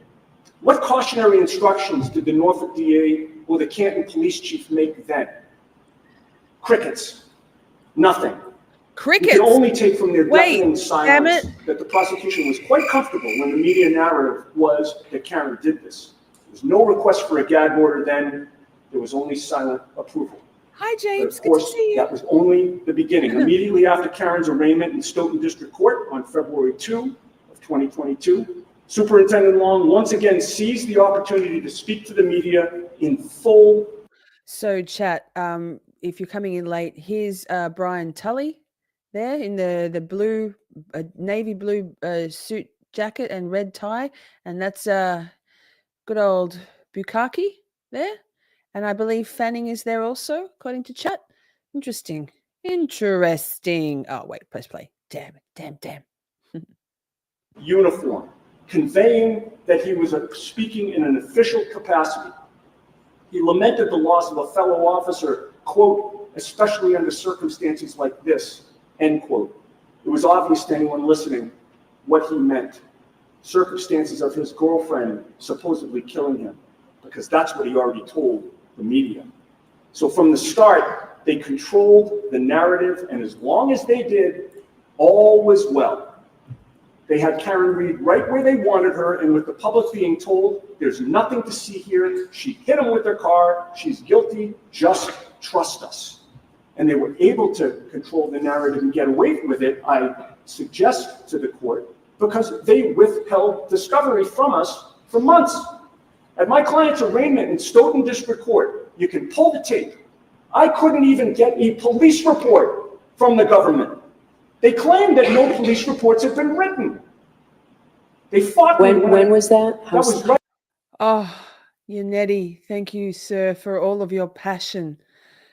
And just from a viewer's point of view, thank you, sir. It's so much easier to watch. He's just amazing. Love. 10-10. At her arraignment in Stoughton District Court, they fought me when I tried to get search warrant affidavits. They stalled and delayed and hindered our ability to fight the narrative that they had put out there.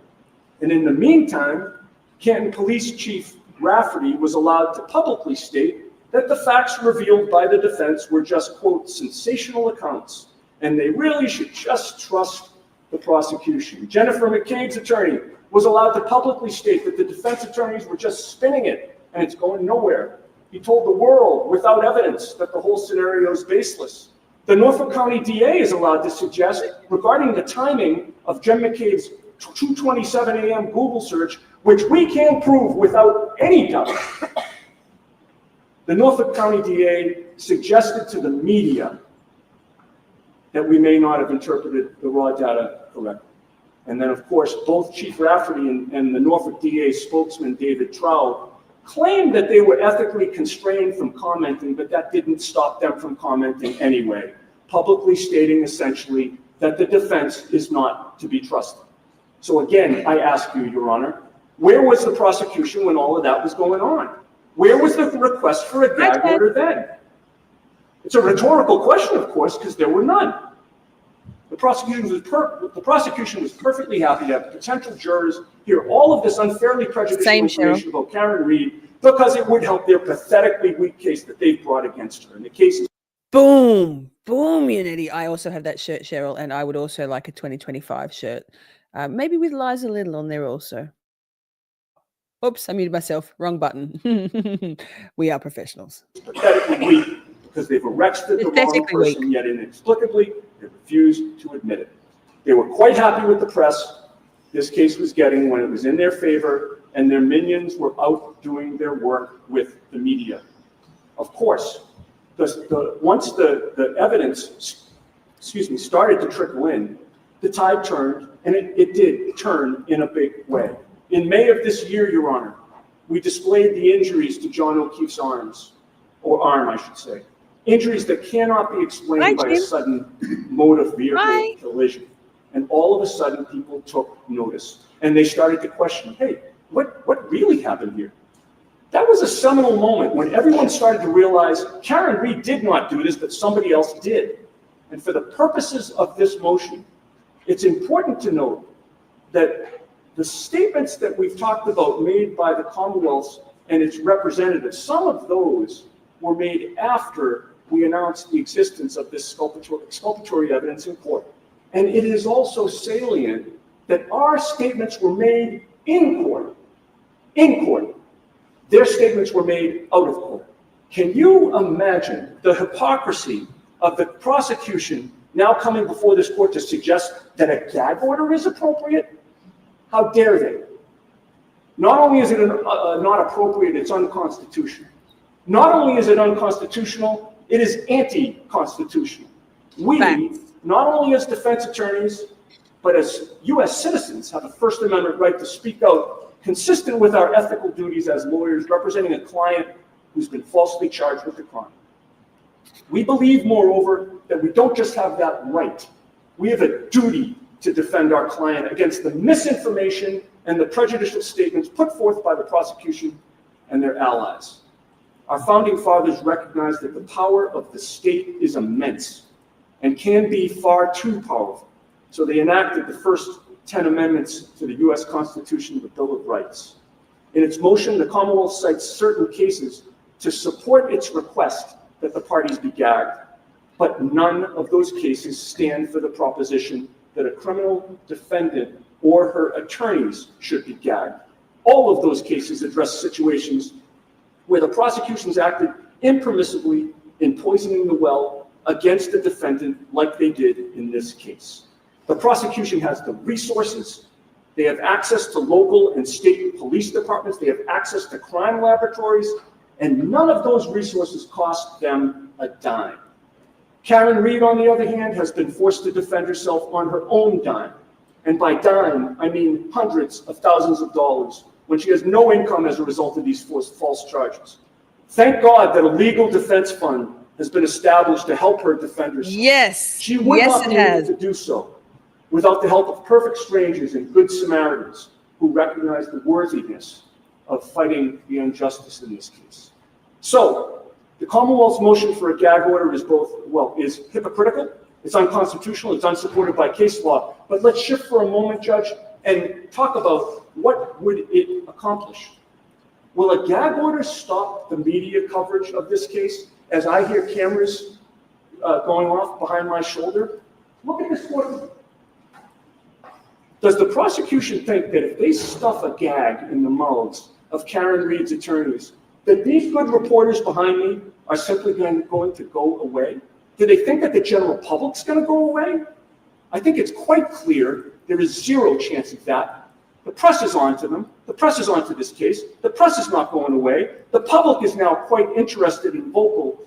If you gag us, Your Honor, the extrajudicial conversation will not end. If anything, it will only intensify.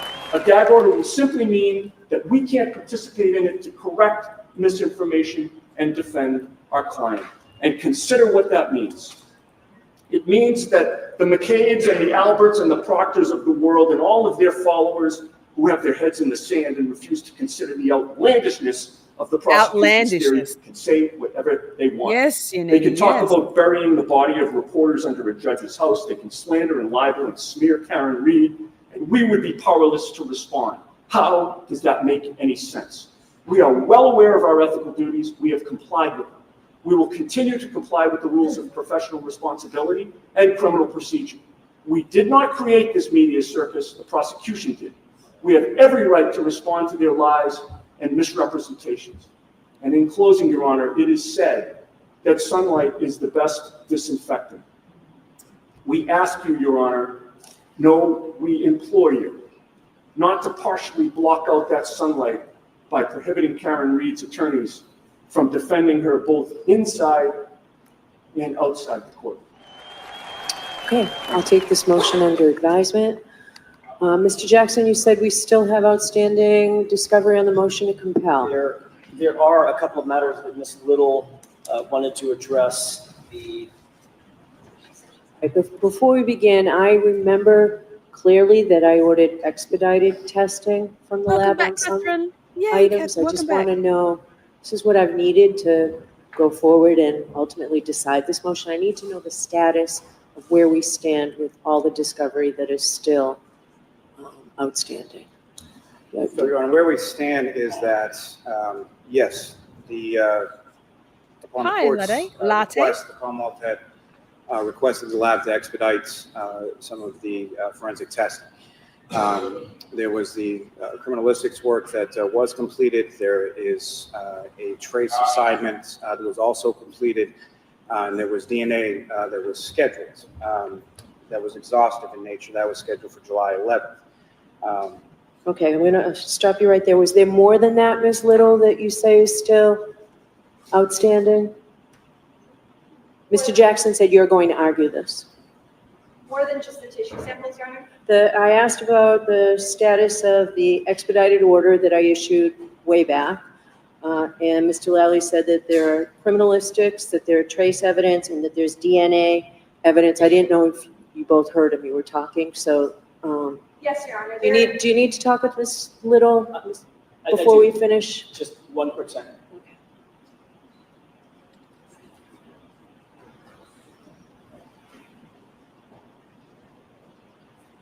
Jim.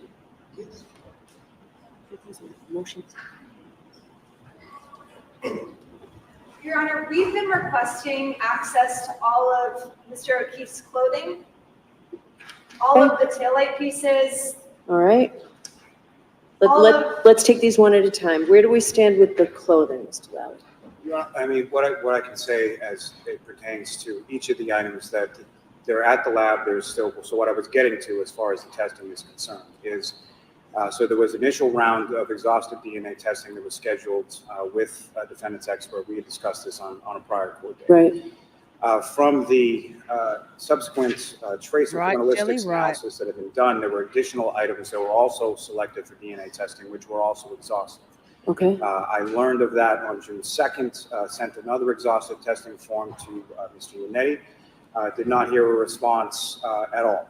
So I reached out again on July 10th as his testing was scheduled. I reached out prior to July 10th, but I called his office on the 10th, only to find that he was out of the country.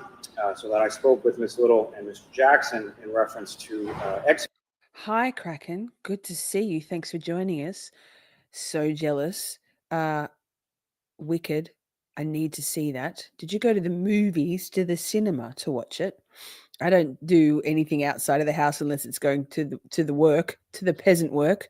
When it comes onto streaming, I can't wait. I'm so excited. Thanks for being here. Executing that form. Unfortunately, by the time that I received it on the evening of the 10th and forwarded it immediately to the lab, they were unable to take those samples out and prep them for the testing that occurred the next day. So now there's a second round of exhaustive testing that had to be put off because of counsel's delays to August 1st. All right, let me stop you there. Is everybody in agreement that your expert's available and we'll be doing this on August 1st? Your Honor, our expert's available to do the exhaustive testing on August 1st. Okay. The issue is that there's about 30 Yum, items Amber, brownies. of evidence that need to have DNA testing. Trooper Proctor, according to the reports, only submitted about 5 of those for testing. Our office has been requesting access to the Pausing just to say, yes, it is true that Kenny Berkowitz, Chief Berkowitz, has passed away from, I believe, from his battle with cancer. I don't think we can expect any final utterances or some redemption of one's guilty conscience in sharing what he knows. Anyway, Yes, it is true. The remaining items of evidence for 6 or 7 months at this point, and we still have not received access to those. All right, so the 5 items that have been sent have not been able to be tested No, because so some of them have exhaustive? A couple of issues with that. Trooper Proctor does not select items for testing. That's done by the lab. Secondly, as far as the items that have been requested, and Ms. Little and I have had, I thought, a fairly cooperative back and forth in relation to this, but essentially, the items that are at the I will lab look out for it, Kraken. are going to be at the lab until they're done with their testing. Any idea how long that will take? So I had inquired about that. I'm waiting a response on a couple of different items as far as reports completion. I believe the second trace assignment should be completed fairly shortly. The reports and anything related to the first round of exhaustive testing in relation to the DNA, which are separate items from the second, that should be reports that I expect to have. I think they had put an anticipated date of about September 5th. And then obviously, which gives it about a 6-week turnaround time. So just if I'm following in that sort of time frame, testing done on August 1st, reports should then be available sometime around the end of September, early October. That, I believe, would be the sort of,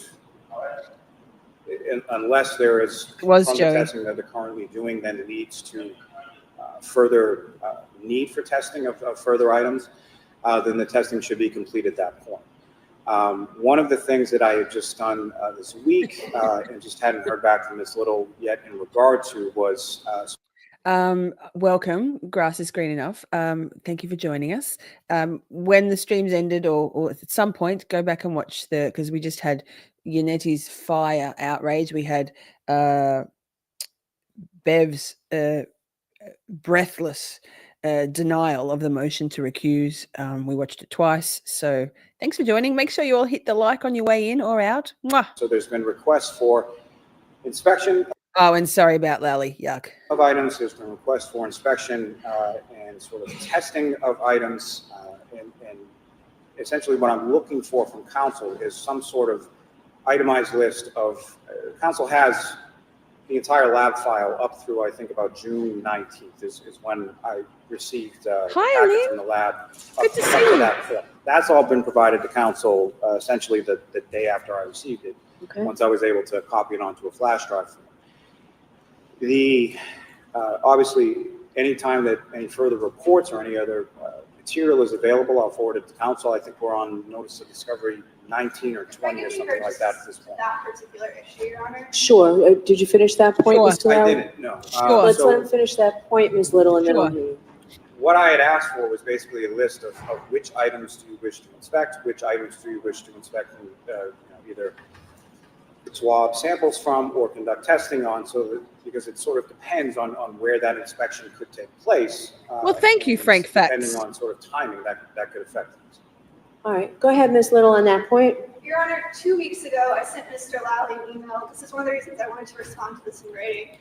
I itemized every single piece of evidence, Your Honor, and I told Mr. Lally exactly which items you wanted to have access to, exactly which items you wanted to have tested. Okay. And we have not received a response from that as far as which items are actually being submitted by the Commonwealth to the lab. So that's where we stand right now. All right, I think the two of you need to talk. I think you said that you had some cooperative agreement, Mr. Lally. Stipulation. You or Ms. Little. Hadn't really envisioned this as some sort of disparity or disagreement as to, as what I've maintained all along is as soon as the lab is done testing with the items, then council, can have access to them, inspect them, swab samples, do whatever they like within the, policies and procedures of the lab. So no, I welcome any further discussion. I'm sure it's something that we can hash out. The issue, Your Honor, is that Mr. Lally is now indicating that none of this is going to be done until October. As the court well knows, he had indicated to us that this testing was going to be completed in May of this year. We're now months after the fact. This is a case that's been pending before this court for quite some time. And we're just asking for access to the physical evidence in this case so that we can conduct our own analysis. Okay, but I understand that there was no response from Mr. Yannetti as to the trace evidence. So they weren't able to test it on the exhaustive testing because you didn't get back to them. Mr. Lally did not copy us on the email. Mr. Yannetti was out of the country. As soon as he contacted my office, I got it to him the same day.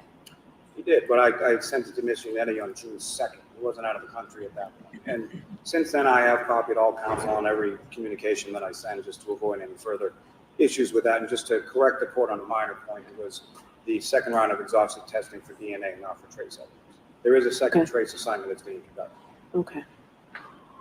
All right. So, Ms. Little, I'm going to have you put in a motion exactly what you need that you still don't have. And Mr. Lally, you'll have to explain in writing why they don't have it, what the testing looks like on each item. That'll make it easier for me to rule on this and how long it will take. All right. But it needs to be in motion form, and you can attach a memo that explains whether there was, no answer back from Mr. Yannetti, so it added another 6 weeks or whatever it was. Things like that, so it gives me some idea on why we're where we are.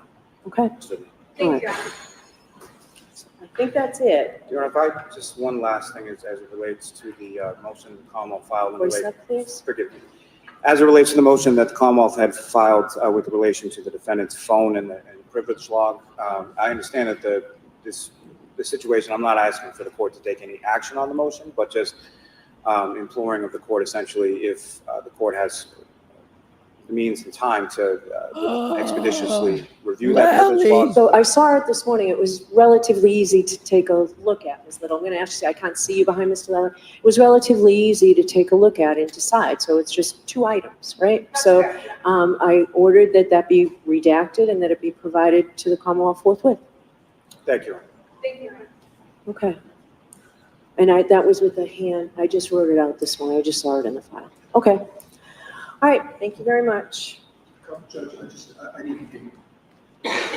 So we had discussed the date internally. I didn't have the chance to speak to Mr. Lally about this, but we were wondering if we could have the afternoon of August 30 as a first choice.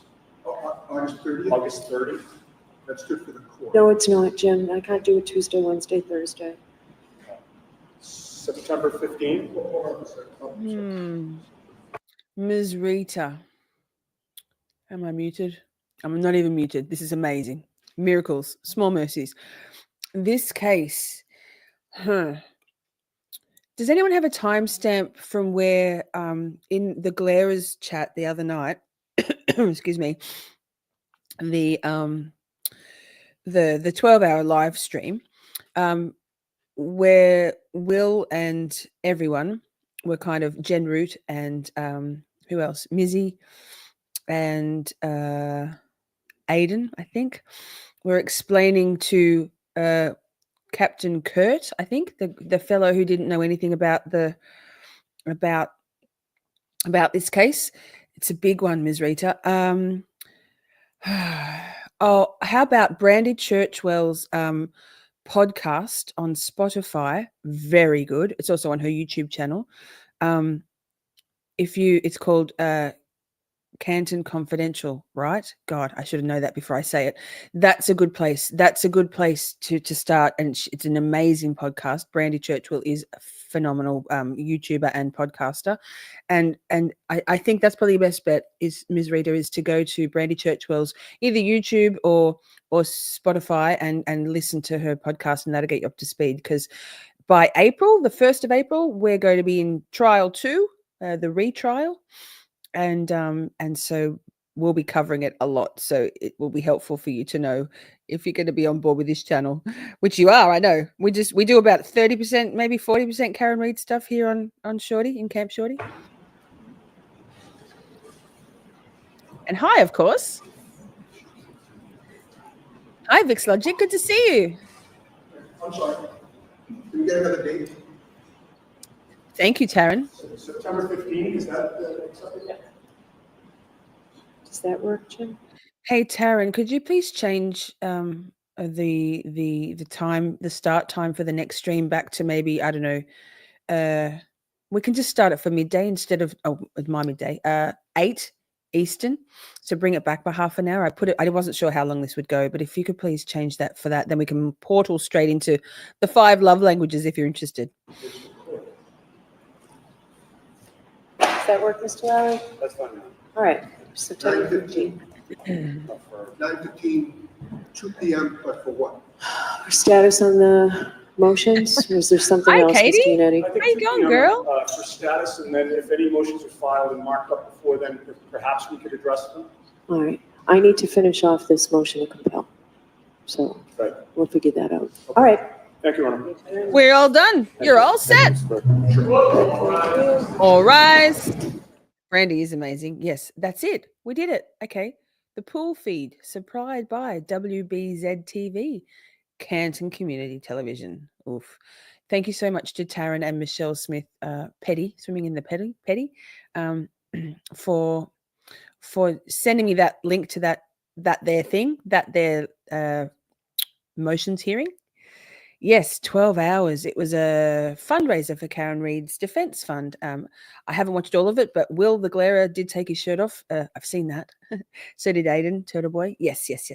That would be anybody who doesn't know about this case and wants to be up to speed. Brandy Churchwell absolutely did. She came on not having an opinion either way as to Karen Reid's innocence or guilt. 13th Juror podcast. Yes, 13th Juror. Thank you. And then her podcast is called 13th Juror, and then the Canton Confidential is that series. She does other stuff. Yes. Brandy is amazing. Brandy's podcasts are awesome. She is awesome to listen to. Yes, Microdots, Aussie Insider, Dream Feed Media, and Melanie Little.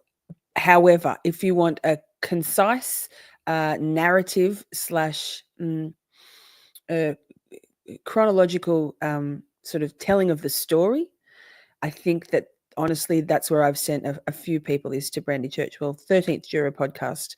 Yes, Melanie Little covers all the documents, but the documents won't make much sense if one doesn't know the story. Yeah.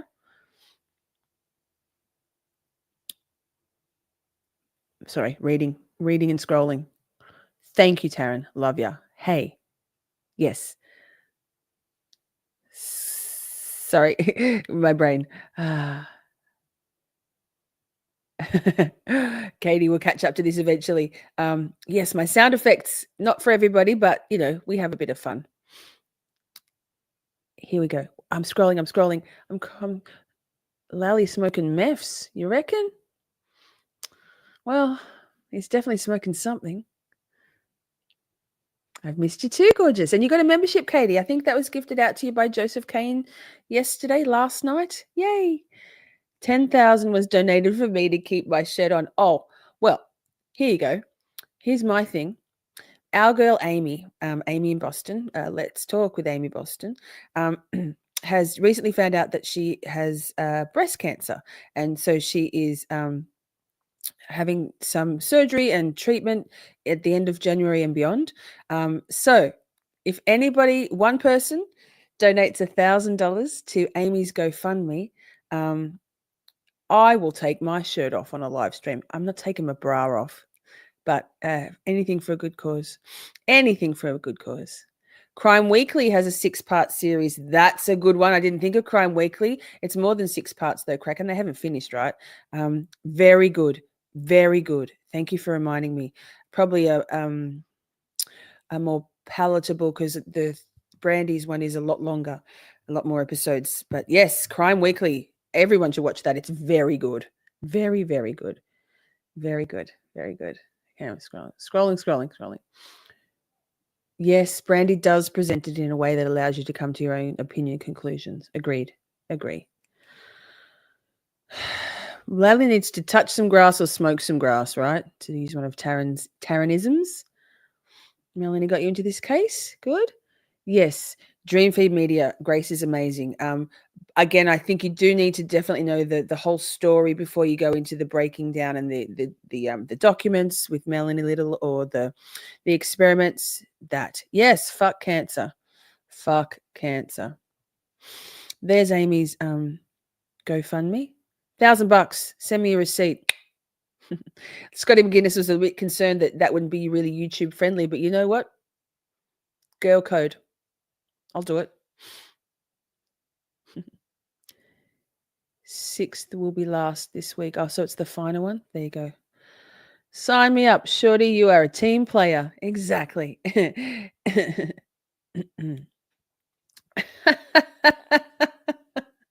Joseph prefers to do his donations in smaller increments. Yes.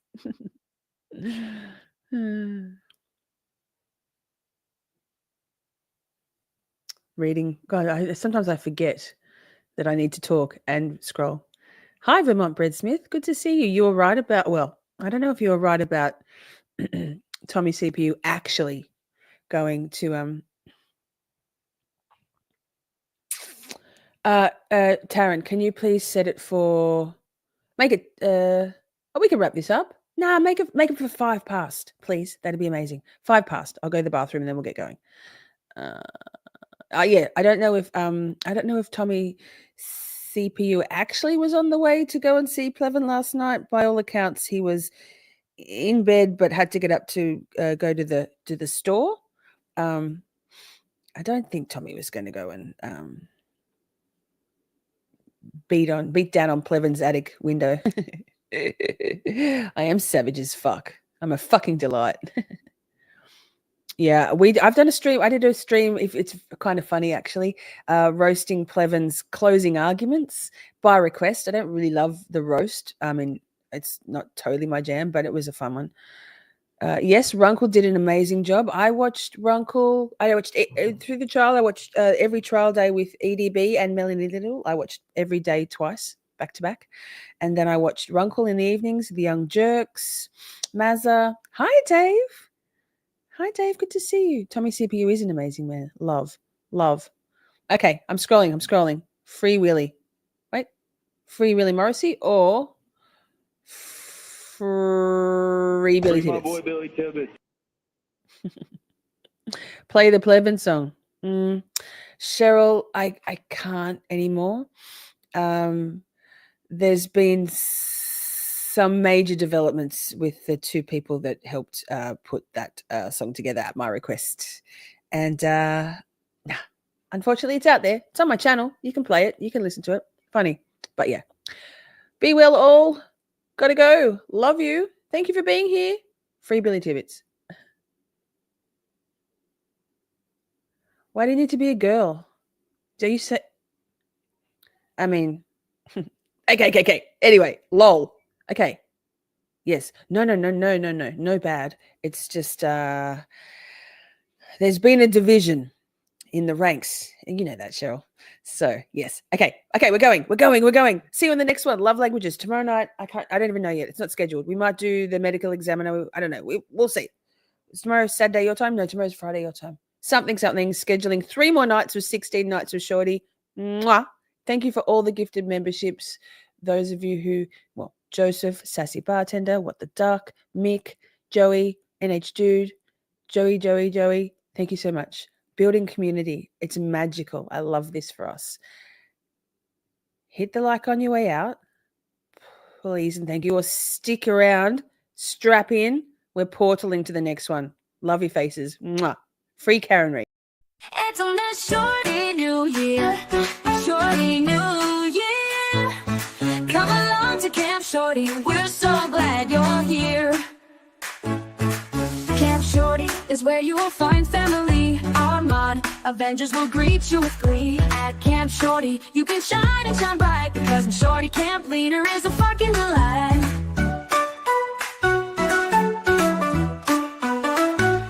It's on this Shorty New Year, a Shorty New Year. Come along to Camp Shorty, we're so glad you're here. Your opinions are valid. You can fly like a bird with your comments and scream. You will always be heard. It's the best chat on YouTube. You can cuss all you want. And here at Camp Shorty, we even say cut. It's on this Shorty New Year, a Shorty New Year. Come along to Camp Shorty, we're so glad you're here. Let your cats be free. It's so liberating. We stay on topic, although occasionally things get a bit feral, but it's clear to see.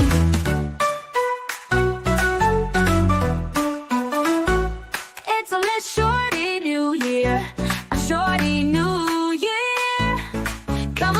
Camp Shorty, we're so glad you're here. Camp Shorty is where you will find family. Our Avengers will greet you with greed.